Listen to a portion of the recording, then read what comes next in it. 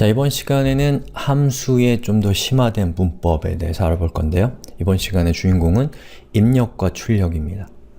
자, 이전에 우리가 했던 예제는 12번.php였거든요. 12번.php. 근데 이 12번.php는 이거대로 좀 보관할 가치가 있어서 12번.php를 그대로 카피해서 저는 13번.php를 만들었습니다. 어떻게 하면 되냐면 오른쪽에서 duplicate 하면은 똑같은 파일에 다른 이름을 만들 수 있습니다. save as 같은 거죠. 자, 여기서부터 출발하겠습니다. 자, 우선 간단하게 설명을 드리면, 자, 여기에 이거 지워버리고,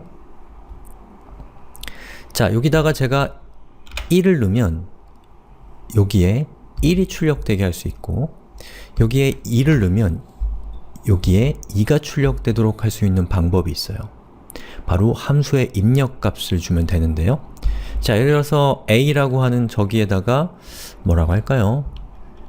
input이라고 할게요. input. 저 이름은 아무거나 하셔도 상관없어요. input. 그리고 여기도 input. 그러면 제가 실행을 시켜보면 보시는 것처럼 2가 출력되고, 제가 1로 바꾸면 1이 출력됩니다. 자, 이게 조금 덜 실용적이니까 제가 여기다가 더하기 1이라고 해볼게요. 그리고 a에 1이라는 입력값을 주면 어떻게 화면에 표시가 되냐면 2가 됩니다. 제가 만약에 얘를 5로 하면 5 더하기 1은 6이죠? 6이 나옵니다. 자, 어떻게 이게 동작하는지를 살펴보죠. 자, 우선 a라고 하는 함수를 호출할 때 괄호에다가 5를 줬어요. 그럼 이 5라고 하는 것은 일종의 입력값이 돼서 이 함수의 선언부에 있는 함수를 정의할 때 사용하는 괄호 어디 있어요? 바로 이거죠.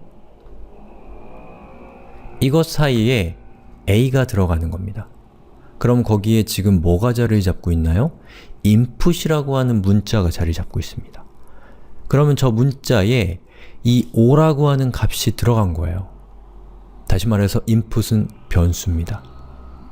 그리고 이 함수가 호출될 때 이 중괄호 안에 있는 바로 이 구간이 호출이 될 건데, 그때 여기에 있는 input에 저장되어 있는 5라는 값이 바로 이곳에 위치하게 되면 얘는 이제 5라는 값을 갖게 되고 5와 1이 더해진 결과는 6이니까 바로 6이 여기에 출력되는 겁니다. 그리고 6을 하면 얘는 7이 되겠죠. 자, 이것이 함수의 입력값이에요. 그럼 입력값이 있으면 뭐가 또 있을까요? 출력값이 있겠죠. 입력과 출력이니까. 자, 그러면 출력값을 한번 살펴보면, 자, 여기에 있는 document write를 지워버렸어요. 그리고 a를 document write로 감싸 주었습니다. 그리고 input 앞에다가 return이라고 적어줬어요. 그리고 실행을 시켜보니까 똑같습니다. 아무런 차이도 없어요. 그런데 훨씬 좋은 코드가 됐습니다. 자, 어떻게 된 영문인지 한번 살펴보죠. 자, 보시는 것처럼 여기 있는 이 코드가 실행이 되면 이 부분은 이제 뭐가 되나요? 자, 6이 입력값으로 들어왔으니까 6 더하기 1이니까 얘는 7이 됩니다. 그런데 그 7 앞에 뭐가 붙어 있어요? return이라고 하는 이 특수한 키워드가 들어가 있습니다. 저거는 약속되어 있는 이름이기 때문에 다른 걸 쓰시면 안 됩니다. 자, 그러면 이 return을 만나면 이 함수는 그 순간 종료가 되고, 이 return 뒤에 있는 값이, 자, return 뒤에 있는 이 값이 이 함수의 반환값이 돼서 지금 제가 녹색으로 표시한 부분이 바로 여기 있는 이 값, 여기에 있는 이 7이라고 하는 값이 이 녹색으로 표시한 부분의 값이 되는 거예요. 즉, 이 7이 return을 만나면서 반환이 돼서 여기가 7이 되는 겁니다. 그 결과로 얘가 이렇게 화면에 표시가 되는 겁니다. 바로 이 return 뒤에 있는 이 부분이 출력값이 되는 거예요. 자, 이것이 여러분들이 함수를 위해서 알아야 될 모든 것입니다. 그리고 이것은 굉장히 중요한 내용이에요. 자, 여러분의 상상력을 또 빌려주세요. 자, 여기에 있는 이 코드가 이 코드가 이렇게 간단하고 하찮은 코드가 아니고 굉장히 복잡하고 아주 거대한 코드라고 생각해 보세요. 그런 경우에 바로 이 입력값이 있는 이 부분과 출력값이 나오는 바로 이 부분으로 인해서 우리는 이 a라고 하는 함수의 내용을 수정하지 않고도 이 함수가 입력값에 따라서 다르게 동작해서 그 결과를 출력해서 document write에 담을 수도 있고, 또 우리 예전에 배웠던 거 기억나세요? prompt에 prompt에 a6을 담을 수도 있다는 거죠. 얘를 실행을 시키면 보시는 것처럼 얘가 실행된 결과는 얘고 얘가 실행된 결과는 얘인데 그 중에서 여기에 있는 입력값은 바로 이 7이 되는 것이죠. 바로 이것이 함수의 메커니즘입니다. 자, 그럼 여기서 제가 질문 드릴게요. 우리가 지금 함수를 처음 썼거든요. 그런데 우리가 함수를 써본 적이 있을까요? 없을까요? 한번 잘 생각해 보세요. 이 화면에 우리가 정의한 함수 말고 함수가 있을까요? 없을까요? 있습니다. 함수가 있어요.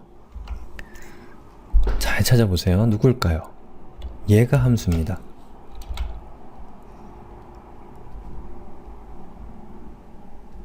얘가 함수예요. prompt라는 이름, 그리고 괄호 열고 괄호 닫고 라는 형식. 이거는 뭐죠?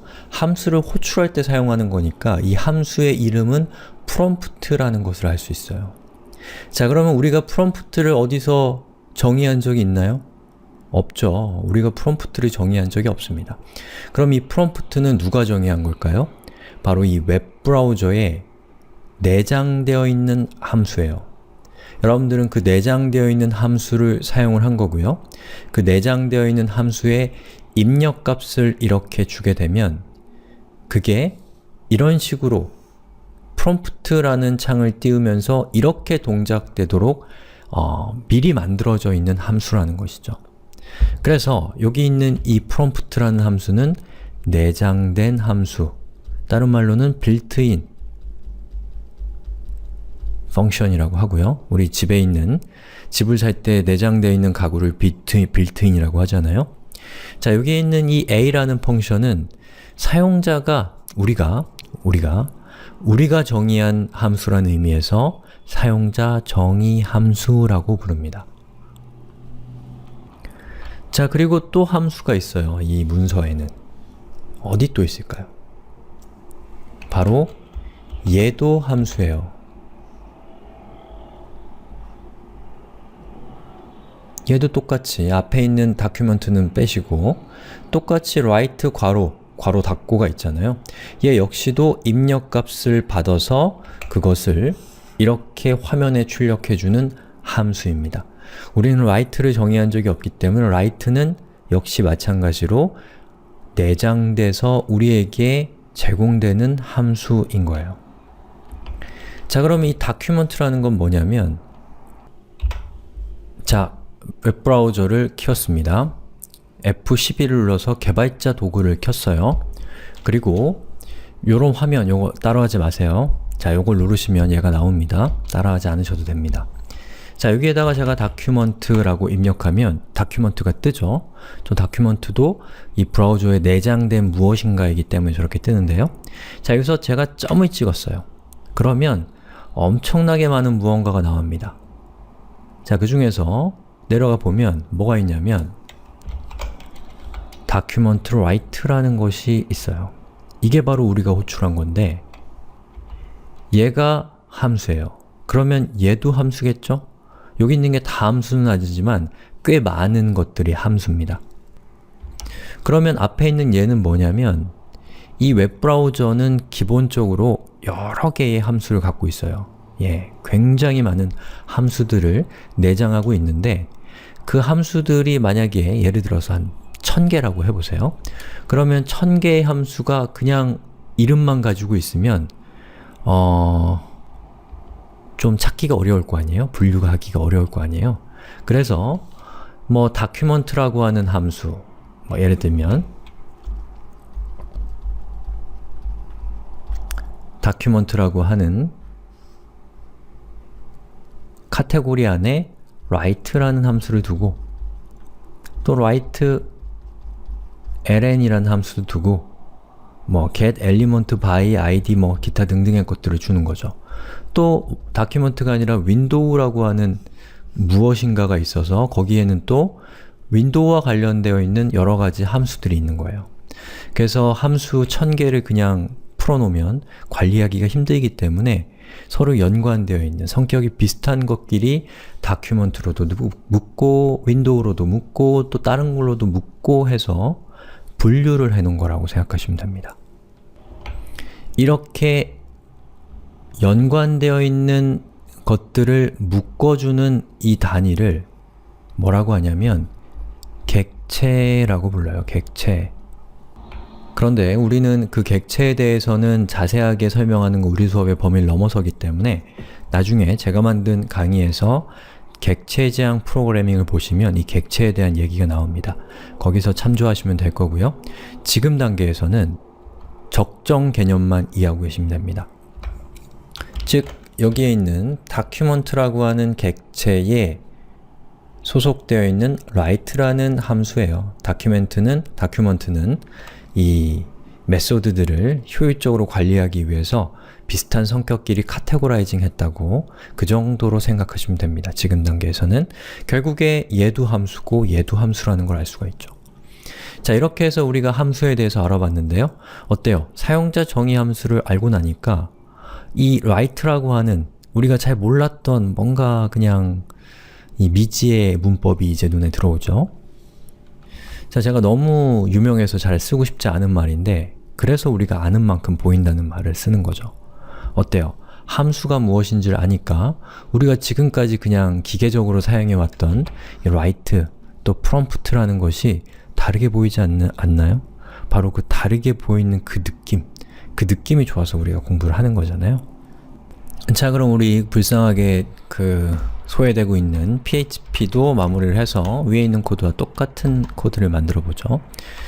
자, 우선 입력값을 6을 줬을 때 그 6을 받기 위해서는 여기에 input이 기다리고 있어야겠죠? 그리고 이 input을 return하고 input 더하기 1을 하면 위에 있는 자바스크립트 코드와 동일한 내용이 됩니다. 그리고 이 a가 출력값을 echo로 리턴된 값을 echo로 출력해주면 이렇게 자바스크립트와 PHP가 같은 결과를 갖게 되죠. 자, 그래서 PHP의 함수라고 하는 것은 자, 여기에 들어오는 게 이제 입력값 그리고 얘가 나타내는 값이 얘가 계산된 그 결과가 출력값이 되는 거니까 우리 수학에서 수학을 좀 잘 아시는 분들은 금방 이해가 되실 겁니다. 수학에서 입력값, 출력값이 있죠. 뭐 정의역, 공역, 치역 이런 얘기 하잖아요. 그거에 해당되는 개념이라고 할 수가 있어요. 물론 수학 못하신다고 이거 이해 못하는 거 전혀 아니니까 그냥 양념 같은 얘기였습니다. 자, 이렇게 해서 함수에 대한 얘기는 여기까지 하겠습니다.